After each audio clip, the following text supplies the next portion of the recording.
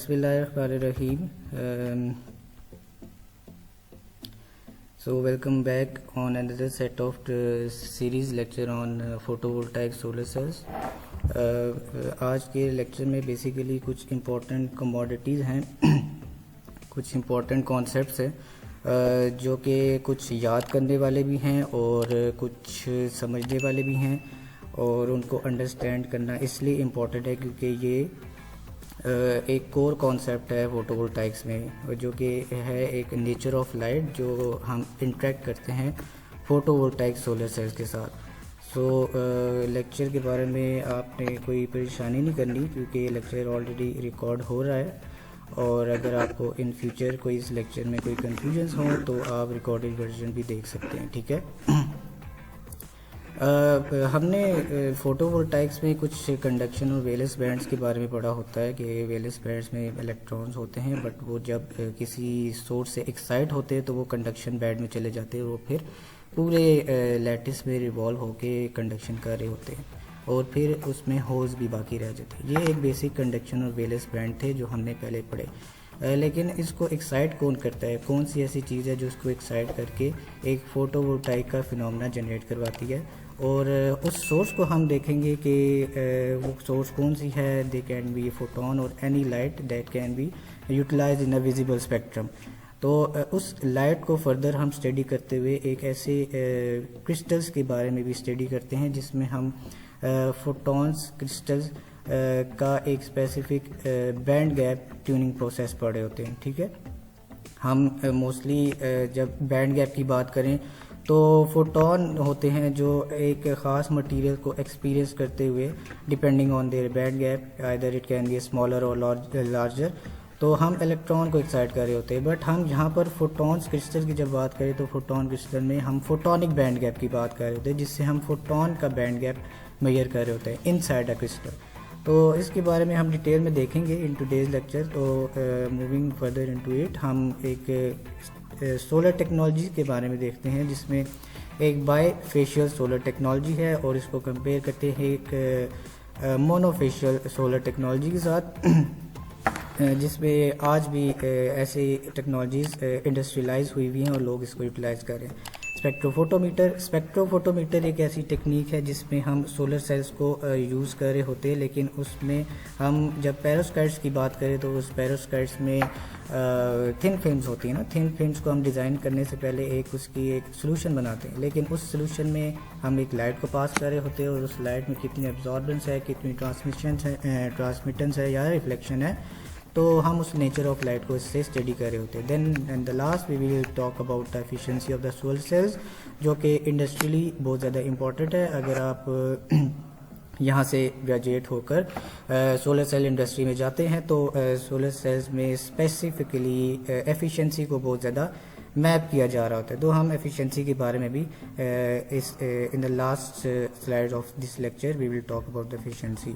So starting from the first we will talk about the importance of the band gaps. अगर हम band gaps की बात करें तो band gaps is basic commodity जो solar cells में हम यूज़ करते हैं कि जब भी कोई एक फोटोन या लाइट किसी ऐसे मटेरियल पर पेनिट्रेट करती है तो वो फोटोन कुछ रेजिस्टेंस एक्सपीरियंस कर रहे होते हैं जिससे इलेक्ट्रॉन होल पेयर जनरेट हो रहे होते हैं। तो वो रेजिस्टेंस बेसिकली एक बैंड गैप बताती है। वो बैंड गैप डिपेंड कर रहा होता है मटेरियल पे। अब वो मटेरियल डिपेंड करता है कि किस बैंड गैप पे, either it can be a direct band gap, either it can be an indirect band gap. तो ये दो इम्पॉर्टेंट कैरेक्टरिस्टिक्स हैं बैंड गैप्स की जिसमें हम डायरेक्ट और इनडायरेक्ट बैंड गैप के बारे में देख रहे होते हैं, जिसमें फोटोन जब इंटरेक्ट कर रहा होता है तो उसके इंटरनल डायनेमिक्स बहुत ज़्यादा चेंज हो जाते हैं। तो जब हम डायरेक्ट बैंड गैप की बात करें तो डायरेक्ट बैंड गैप में अगर आप इस एनिमेशन में देखें तो हमारे पास जो कंडक्शन और वैलेंस बैंड्स होते हैं डायरेक्ट बैंड गैप में वो दोनों अलाइंड होते हैं। तो इसका फ़ायदा ये होता है कि जब भी इलेक्ट्रॉन एक्साइट होके एक जगह से यानी कि एक्साइट होके डी एक्साइट होता है, तो जब वो डी एक्साइट होता है तो वो वैलेंस बैंड में जब आके रिकम्बाइन हो रहा हो तो उसको किसी एक्स्ट्रा मूवमेंट की ज़रूरत नहीं पड़ती, बल्कि वो डायरेक्ट अपने उसी वैलेंस बैंड में वापस आ जाता है जहाँ से वो एक्साइट हुआ है।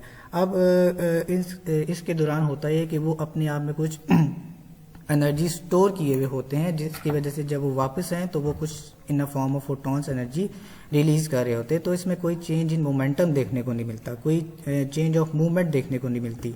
लेकिन जब हम इनडायरेक्ट बैंड गैप की बात करें तो इनडायरेक्ट बैंड गैप का इशू ये होता है, और समटाइम्स कुछ फ़ायदा भी होता है। तो इसमें ये होता है कि कंडक्शन बैंड से जब वैलेंस बैंड में जब वो वापस आते हैं तो इसमें एक ख़ास मूवमेंट होती है, इसमें बैंड की अलाइनमेंट नहीं हो पाती। तो इनडायरेक्ट बैंड गैप में जब ये मोमेंटम आता है तो इस मोमेंटम से लैटिस वाइब्रेशंस बहुत ज़्यादा हो जाती हैं। तो जब लैटिस वाइब्रेशन ज़्यादा हो जाती है तो उसमें हिंड्रेंस हो जाती है, और इस लैटिस वाइब्रेशंस की वजह से बहुत ज़्यादा हीट प्रोड्यूस हो जाती है, और जिसकी वजह से हम इसको एक नाम दे देते हैं विच इज़ नोन एज फोनॉन्स। इसको हम फोनॉन्स कहते हैं। तो बेसिकली बैंड गैप हमें एक इंफॉर्मेशन देता है मटेरियल की, कि ये मटेरियल कितने फोटोन को अब्जॉर्ब करेगा, और अब्जॉर्ब करने के बाद वो कितने वोल्टेज जनरेट करेगा, कितनी एनर्जी प्रोड्यूस होगी, कितने कैरियर्स जनरेट होंगे। तो ये बैंड गैप का जो मटेरियल का जो बैंड गैप है वो इस तरह की चीज़ें हमें बता रहा होता है, ताकि हम फर्दर जब रिसर्च की तरफ जाएं तो हमें इन चीज़ों का पता हो, और हम बैंड गैप की वजह से इन चीज़ों को, कैरियर्स को या वोल्टेजेस को ट्यून कर सकें। कुछ प्रॉपर्टीज़ हैं डायरेक्ट और इनडायरेक्ट बैंड गैप की। वो ये कि जैसे मैंने बताया कि डायरेक्ट में हमें कोई मोमेंटम चेंज देखने को नहीं मिलता, लेकिन इनडायरेक्ट में हमें एक लैटिस वाइब्रेशन देखने को मिलती है जिसको हम फोनॉन कहते हैं। यहाँ पर जो डायरेक्ट बैंड गैप है इसकी जो एब्जॉर्प्शन है वो सबसे ज़्यादा होती है, क्योंकि इसमें जो फोटोन है वो मोस्टली जो हाई एनर्जी बैंड गैप होते हैं उनमें एब्जॉर्ब ज़्यादा हो जाते हैं, उनको ज़्यादा एक्साइट कर जाते हैं, इसलिए उसकी ज़्यादा एब्जॉर्प्शन हो जाती है और इसकी ज़्यादा एब्जॉर्प्शन स्ट्रांग हो जाती है। जबकि इनडायरेक्ट बैंड गैप की बात करें तो इनडायरेक्ट बैंड गैप में एब्जॉर्प्शन वीक होती है, क्योंकि इसमें मोमेंटम भी ज़्यादा होता है और फोटॉन्स को उस तरह से रास्ता नहीं मिल पाता, जिसकी वजह से ये इलेक्ट्रॉन्स को एक्साइट कर सके। थिकनेस में भी एक इम्पॉर्टेंट इशू आता है डायरेक्ट बैंड गैप और इनडायरेक्ट बैंड गैप का। अगर हम इनडायरेक्ट बैंड गैप की बात करें तो हमें मोस्टली जो इसकी थिकनेस होती है, जो लेयर की थिकनेस होती है, उसको थिक रखना पड़ता है, ताकि हम ज़्यादा से ज़्यादा फोटॉन को बगैर लूज़ किए उसमें इंड्यूस करवा सके, इनडायरेक्ट बैंड गैप में इंड्यूस करवा सके। ये जो अभी मैं पैरामीटर्स आपको बता रहा हूँ ये नेक्स्ट स्लाइड में आपको इजीली क्लियर हो जाएंगे, और आपने उसको इसके साथ लिंक करना है ताकि आपको इजीली समझ आ जाए। ठीक है, तो हम इसको थिक रखते हैं ताकि हम ज़्यादा से ज़्यादा फोटोन को एब्जॉर्ब करके उसकी मीन पाथ लेंथ को बढ़ा सके और वो एनर्जी लूज़ ना कर सके। जबकि डायरेक्ट बैंड गैप में हम थिन ही रखते हैं, क्योंकि डायरेक्ट बैंड गैप का जो मोस्टली मटेरियल होता है, उसका जो बैंड गैप होता है वो लार्ज होता है। तो लार्ज बैंड गैप में मोस्टली जो फोटोन होते हैं वो अच्छी तरह एब्जॉर्ब हो होते हैं, जिसकी वजह से हमारे पास जो एफिशिएंसी है वो भी ज़्यादा हाई होती है। But in comparison with indirect band gap like silicon, तो उसके अकॉर्डिंगली हमारे पास एफिशिएंसी कम होती है, क्योंकि इसमें रिकम्बिनेशन चांसेस भी ज़्यादा आ जाते हैं। ये सबसे इम्पॉर्टेंट चीज़ है कि जब हम डायरेक्ट बैंड गैप की बात करें तो हमारे पास ये कमर्शियली अवेलेबल नहीं है। मसला ये है कि अगर हमारे पास गैलियम नाइट्राइड या सिलिकॉन कार्बाइड जैसे मटेरियल कमर्शियली अवेलेबल हों तो हम इसको यूज़ कर सकते हैं इजीली, ताकि हम एफिशिएंसी भी बढ़ा सके और हमारे पास इसका लाइफ स्पैन भी बढ़ा हो। तो अगर हम इसको कंपेयर करें एक सिलिकॉन के साथ, तो इसमें कुछ इश्यूज़ ये भी हैं कि ये इनडायरेक्ट बैंड गैप तो है, तो लेकिन ये अवेलेबल भी है, अबंडेंटली अवेलेबल है। इसको यूज़ करके हम इंडस्ट्री में इसका बिजनेस करते हैं। इसका बाकायदा हम सोलर पैनल्स को बाकायदा हम यूज़ कर रहे होते क्योंकि ये चीपर है। लेकिन हम गैलियम नाइट्राइड और सिलिकॉन कार्बाइड जैसे जो वाइड बैंड गैप मटेरियल है उनको यूज़ नहीं कर सकते, क्योंकि एक्सपेंसिव है और दोनों डायरेक्ट और इनडायरेक्ट बैंड गैप में कुछ ना कुछ ड्रॉबैक्स आते हैं। ठीक है, लार्जर बैंड गैप्स की बात करें तो हमारे, जैसे मैंने अभी बताया कि लार्ज जो बैंड गैप्स होते हैं, जिनका बैंड गैप लार्ज होता है, उसमें जो फोटॉन्स होते हैं उसको इलेक्ट्रॉन को एक्साइट करने के लिए लार्जर एनर्जी चाहिए होती है। अब ये जो फोटॉन्स आते हैं, जो लार्ज एनर्जी के फोटॉन्स होते हैं, ये बैंड गैप से ज़्यादा तो होती है इनकी एनर्जी, लेकिन जब ये एनर्जी इन इलेक्ट्रॉन्स को देते हैं तो इसकी वजह से इनकी वोल्टेज भी हाई कैलकुलेट की जाती है। लेकिन इसका इशू ये है कि इसकी वजह से जो हमारे पास कैरियर्स हैं वो कम जनरेट होते हैं। कैरियर्स तो हैं लेकिन हमारे पास उन कैरियर्स की एनर्जी बड़ी कम है, उसकी एनर्जी ज़्यादा है। अब हमारे पास जब स्मॉल बैंड गैप की बात करें तो हमारे पास जो फोटॉन्स हैं, इसमें हमारे जो एनर्जी है वो लो एनर्जी फोटॉन्स भी हमारे पास एब्जॉर्ब तो हो जाते हैं, बट लार्ज एनर्जी फोटॉन्स का क्या करें? वो जो लार्ज एनर्जी वाले फोटॉन्स हैं, स्मॉल एनर्जी बैंड गैप की जो इश्यूज है वो तो कंप्लीट कर रहे हैं, लेकिन जो लार्ज एनर्जी फोटॉन्स हैं वो इस सोलर पैनल के अंदर थर्मलाइजेशन प्रोसेस को इंक्रीज कर देते हैं, जिसकी वजह से हमारा जो पूरा जो वोल्टेज का जो ग्राफ है वो डिक्लाइन कर जाता है, वोल्टेज की प्रोफाइल कम हो जाती है। अब वोल्टेज की प्रोफाइल क्यों कम हो जाती है? क्योंकि इसमें जो थर्मल एजिटेशन इतनी ज़्यादा हो जाती है कैरियर्स की कि वो आपस में कोलाइड करने लग जाते हैं, जिससे वो आपस में एनर्जी को लूज़ करना शुरू कर देते हैं। तो इसका एक याद रखने वाली आप बात ये कर सकते हैं माइंड में कि जो हमारे पास जो लार्ज बैंड गैप मटेरियल्स होते हैं उसमें जो हमारे पास वोल्टेजेस होती हैं वो हाई होती हैं, लेकिन हमारे पास करंट डाउन होता है। लेकिन जब हम स्मॉलर बैंड गैप्स की बात करें तो हमारे पास वोल्टेज कम होती है लेकिन हमारे पास करंट ज़्यादा होता है। हमारे पास करंट ज़्यादा होता है मतलब हमारे पास इलेक्ट्रॉन तो ज़्यादा है लेकिन उसमें एनर्जी कम है, उसमें रिवॉल्व या उसमें रेगुलेट करने के लिए उसमें एनर्जी कम है। तो इस स्लाइड में अगर आप देखें, इस स्लाइड में आपके पास एक कम्प्रीहेंसिव ओवरव्यू है जिसमें हम जब हम बैंड गैप्स की बात कर रहे होते हैं तो डिफरेंट फोटॉन डिफरेंट मटेरियल्स को एक्सपीरियंस कर रहे होते हैं। इन फर्स्ट केस अगर हमारे पास एक सोलर स्पेक्ट्रम से हाई एनर्जी फोटॉन आ रहा है तो वो जब लार्ज बैंड गैप से इंटरेक्ट करेगा तो उसकी एनर्जी इस जो फोटॉन की जो एनर्जी वो इसके बैंड गैप से ज़्यादा होनी चाहिए। तो होगा क्या कि जब इस फोटॉन में से वो जो एनर्जी इस बैंड गैप के साथ जब इंटरेक्ट करेगी तो वो इस बैंड गैप को फुलफिल कर देगी। इट मीन्स कि वो वहाँ पर कुछ कैरियर जनरेट कर देगी, लेकिन साथ उसको इतनी एनर्जी प्रोवाइड कर देगी कि वो इतने ज़्यादा प्रोडक्टिव हो जाएंगे, जिससे हम कंक्लूड करते हैं कि इसकी एफिशिएंसी ज़्यादा है। इससे हम कंक्लूड करते हैं कि लार्ज बैंड गैप मटेरियल जो होते हैं वो हमारे पास हाईली एफिशिएंट होते हैं। कन्वर्जन के नतीजे में वो जो फोटॉन्स हैं वो इसको एफिशिएंटली इलेक्ट्रॉन होल पेयर में कन्वर्ट कर रहे होते हैं। इस लाइन को अगर आप पढ़ें, you get few workers but each is highly productive. हमारे पास जो फोटॉन्स यहाँ से जो लार्ज बैंड गैप के साथ इंटरेक्ट कर रहे होते हैं, जब इसके साथ इंटरेक्ट कर रहे हैं तो हमारे पास कुछ इलेक्ट्रॉन्स तो होते हैं बट उनकी एनर्जी बहुत ज़्यादा होती है। उनमें जो इलेक्ट्रॉन जो जनरेट हुए हैं वो बहुत ज़्यादा प्रोडक्टिव होते हैं। इसी वजह से हम इसको कहते हैं कि जो लार्ज बैंड गैप मटेरियल हैं वो बहुत ज़्यादा एफिशिएंट होते हैं, उसमें थर्मल लॉसेस हैं वो भी बहुत ज़्यादा कम होते हैं।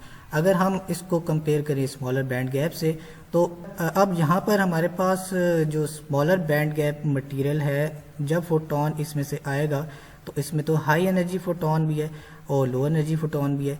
तो लो एनर्जी तो इसको फुलफिल कर सकता है, लेकिन what about the high energy photons? तो जो हाई एनर्जी फोटॉन होंगे वो इसमें थर्मल एजिटेशन पैदा कर देंगे, वो इसका जो टेम्परेचर है वो इंक्रीज कर देंगे। जाहिर है कि अगर हम एक एग्जांपल लें कि एक 1 ml का ग्लास है, तो अगर हम उसमें 2 ml वाटर डालेंगे तो ऑफ कोर्स 1 ml जो वाटर है वो ज़ाया हो जाएगा। तो यहाँ पर भी इसी तरह का कुछ केस है कि हमारे पास लो एनर्जी जो इस बैंड गैप का जो लो एनर्जी फोटॉन है वो इस बैंड गैप को फुलफिल तो कर रहे हैं और इलेक्ट्रॉन्स भी होल पेयर भी जनरेट करें, लेकिन उसमें इतनी एनर्जी नहीं है, ठीक है, वो इतने ज़्यादा प्रोडक्टिव नहीं है। और इसकी वजह से हम कहते हैं कि हमारे पास ज़्यादा इलेक्ट्रॉन्स हैं, ज़्यादा करंट है, बट इसकी वजह से हमारे पास वोल्टेज कुछ ना कुछ कोलैप्स कर जाती है। एक एग्जांपल और ले लें कि मैंने बताया कि जैसे टेम्परेचर इंक्रीज़ करता रहता है तो उसमें ना फोनॉन्स इंक्रीज़ होते रहते हैं, उसमें लैटिस वाइब्रेशंस इंक्रीज होती रहती हैं। तो एक एग्जांपल लें कि अगर एक फोटोन 3 इलेक्ट्रॉन वोल्ट का है और हमें जो यूज़फुल इलेक्ट्रॉन्स या useful electron hole pair generate करवाने के लिए 1 इलेक्ट्रॉन वोल्ट चाहिए, तो बाकी के 2 इलेक्ट्रॉन वोल्ट कहाँ जाएंगे? वो इन अ फॉर्म ऑफ फोनॉन्स में कन्वर्ट हो जाएंगे, उसमें इस तरह की वाइब्रेशंस आ जाएगी। अब इसमें देखें कि जब इंटरनल लैटिस में हम देखें तो नॉर्मल टेम्परेचर में इलेक्ट्रॉन इस तरह से मूव कर रहा होता है, लेकिन जब हम जैसे ही इसका टेम्परेचर इंक्रीज करें तो उसमें इस तरह की वाइब्रेशंस आ जाती हैं, जिसकी वजह से थर्मल हिंड्रेंस पैदा होती है और उसकी वजह से रिकम्बिनेशन बहुत ज़्यादा हो जाती है। और रिकम्बिनेशन में वी कैन कंक्लूड कि हमारे पास इसमें एफिशिएंसी लॉसेस आते हैं। तो हमारे पास कुछ फ़ायदे भी हैं डायरेक्ट बैंड गैप या हाई बैंड गैप के, हम अच्छी एफिशिएंसी मैप कर रहे होते हैं, लेकिन लो बैंड गैप मटेरियल्स में हमारे पास कुछ ना कुछ इश्यूज भी हैं कि इसमें थर्मल इश्यूज आ जाते हैं, जिसकी वजह से कहीं ना कहीं वोल्टेज कम हो जाती है, कहीं ना कहीं करंट ज़्यादा हो जाती है। तो ये थोड़ा सा ट्रिकी है, थोड़ा सा कंफ्यूजिंग भी है, लेकिन अगर कोई ना कोई आपको इशू हो तो आप कंसल्ट लाजमी कर सकते हैं। ठीक है, हमारे पास एक केस है, जैसे मैंने बताया कि जैसे जैसे आप थोड़ा सा टेम्परेचर इंक्रीज करते रहें तो ओवरऑल सोलर सेल की जो परफॉर्मेंस है वो कम हो जाती है in form of voltage and current. तो अगर इस ग्राफ में आप देखें, हमारे पास ये वोल्टेज है और ये करंट है। नॉर्मल रूम टेम्परेचर में हमारे पास जो वोल्टेज है वो उसका ट्रेंड कुछ थर्ड लाइन पर आ रहा है, लेकिन जैसे जैसे मैंने इसका टेम्परेचर इंक्रीज किया तो उसमें थर्मल एजिटेशन हो गई, थर्मल कोलैप्स आ गया, जिसकी वजह से वोल्टेज डिक्रीज होना शुरू हो जाते हैं। तो यहाँ पर देखें कि जैसे जैसे टेम्परेचर इंक्रीज हो रहा है वोल्टेज भी डाउन हो रहे हैं, लेकिन कुछ केसेस होते हैं कि इन्होंने तो यहाँ पर करंट एज अ कांस्टेंट लिया है। अगर हम realistically research point of view से बात करें तो हमारे पास कुछ ये वाला केस है लेफ्ट साइड पे, हमारे पास सिलिकॉन है और एक सिलिकॉन जिसमें हमने उसमें एक्स्ट्रा टेम्परेचर ऐड किया हुआ है, और दूसरी तरफ हमारे पास कुछ वाइड बैंड गैप मटेरियल्स हैं, 3C सिलिकॉन कार्बाइड और 6H silicon carbide. 3C means कि इसका क्रिस्टलैटिस क्रिस्टलाइन स्ट्रक्चर क्रिस्टल की फॉर्म में, 3D क्यूब की फॉर्म में, लेकिन जो 6H हमें इंफॉर्मेशन देता है कि ये हेक्सागोनल स्ट्रक्चर है। तो ये सिलिकॉन कार्बाइड की डिफरेंट कमोडिटीज़ हैं, डिफरेंट स्ट्रक्चर होते हैं, जिसको हम एक ग्राफिकल व्यू में यहाँ पर देख रहे हैं कि इसमें टेम्परेचर का क्या इफेक्ट होता है। सिलिकॉन इनडायरेक्ट बैंड गैप है, तो अगर हम स्टार्ट से बात करें तो हमारे पास 300 kelvin which is approx 26 degree centigrade room temperature है। तो रूम टेम्परेचर में हमारे पास ये देखें तकरीबन 0.9 वोल्ट के करीब वोल्टेजेस आ रहे हैं, और ये हमारे पास तकरीबन 55 एम्पेयर का मिली एम्पेयर का करंट आ रहा है। लेकिन अब मैंने इसका टेम्परेचर इंक्रीज कर दिया है, तो टेम्परेचर इंक्रीज करने से क्या हुआ है, मेरे पास वोल्टेज का कोलैप्स आ गया, लेकिन उसमें करंट की वैल्यू ज़्यादा हो गई है, उसमें इलेक्ट्रॉन्स ज़्यादा हैं, लेकिन उन इलेक्ट्रॉन्स में एनर्जी कम है। उन इलेक्ट्रॉन्स के साथ जो वोल्टेज हमें मिलनी चाहिए थी वो कम हो गई है। तो इसी तरह अगर डायरेक्ट बैंड गैप यानी कि high wide band gap material की बात करें तो यहाँ पर देखिए ये वोल्टेज का जो ट्रेंड है वो काफ़ी ज़्यादा आ रहा है। ठीक है, हमारे इसमें जो रूम टेम्परेचर है हमारे पास 300 केल्विन में, हमारे पास यहाँ पर ये ट्रेंड आ रहा है जो कि सिलिकॉन से ज़्यादा है, हायर एफिशिएंसी। तो जैसे ही मैंने इसका टेम्परेचर इंक्रीज़ किया तो इंक्रीज़ करने से हमारे पास इसके जो वोल्टेज हैं वो डिक्रीज़ हो रही हैं, विच रिजल्ट्स थर्मल एजिटेशन, और उसकी वजह से हमारे पास जो करंट है उसमें थोड़ा सा इंक्रीज़ आया। सिमिलरली अगर एक और स्ट्रक्चर देखें तो उसमें भी एक और वाइड बैंड गैप मटेरियल है, तो हमारे पास ज़्यादा वोल्टेजेस आ रहे हैं, बट यहाँ पर जैसे ही इसका टेम्परेचर इंक्रीज़ किया तो यहाँ पर हमारे पास वोल्टेज का कोलैप्स आ गया।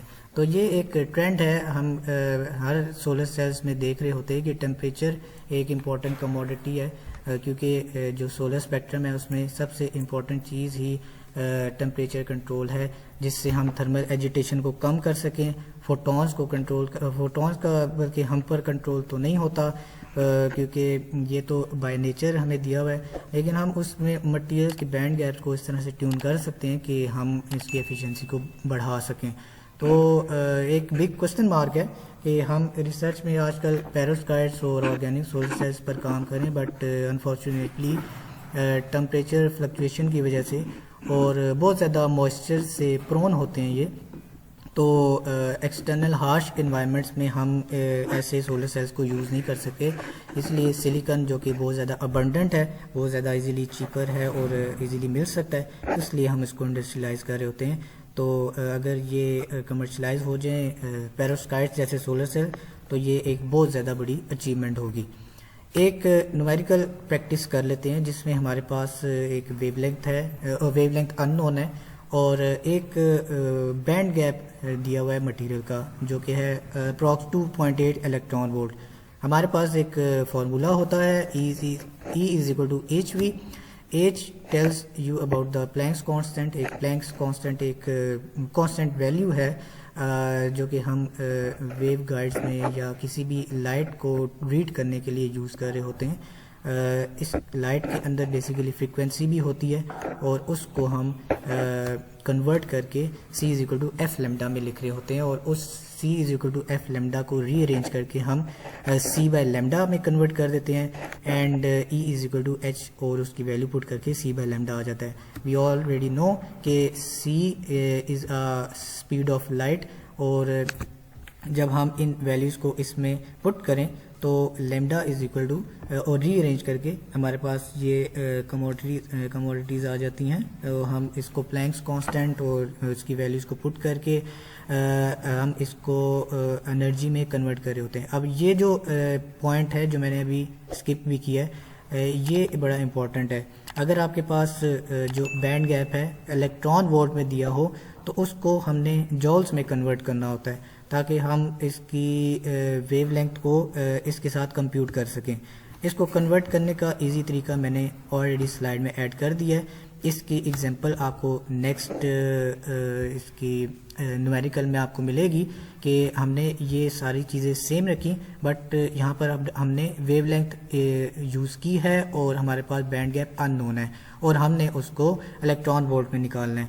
तो इम्पॉर्टेंट ये है कि आपने इसको कन्वर्ट कैसे करना है। रेस्ट आप इसमें से जस्ट न्यूमेरिकल पढ़ेंगे और इसमें वैल्यूज़ को पुट कर देंगे, तो आई डोंट थिंक ये it is difficult to explain. Important बस ये था कि आपने इसको कन्वर्ट कैसे करना है। E is equal to 2.8 electron volt.